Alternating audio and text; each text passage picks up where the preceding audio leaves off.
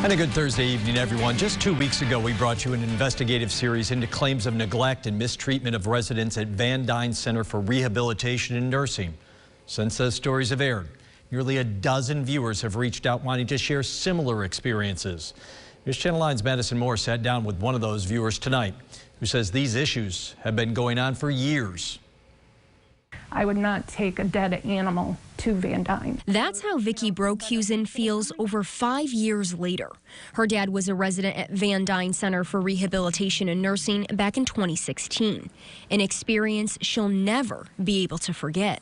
It's something that I don't wish on anybody. It started right off the bat. That is the mistreatment she says her father received during his stay. I would say in the whole time frame that he was there, which was approximately a year and a half, I'll bet he was showered maybe 5 times. Broekhuizen says her father would be in the same clothing for days on end, and his bedding was rarely changed. They weren't coming in to check on him, that he was falling and nobody was calling me.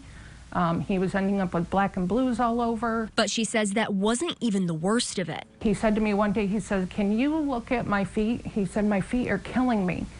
And I proceeded to take his shoes off and took his socks off, and in which the skin was coming off with his socks. That's when Broekhuizen went to administration with her concerns. And though temporary fixes were made, she says the issues would come back a week later. It was like in one ear, out the other. So she decided to go to the State Department of Health to file a formal complaint. And after an investigation was complete, the DOH sent her a letter reading in part, quote, "At the conclusion of the investigation, it was determined there was insufficient credible evidence, and the case is now considered unsubstantiated and has been closed." I actually sat down and just cried because I couldn't believe that they would let this happen to a human being. Broekhuizen says she tried to transfer her dad to a different facility, but he ended up passing in August of 2017, a guilt she lives with every day. I mean, you know, that was 4 years ago.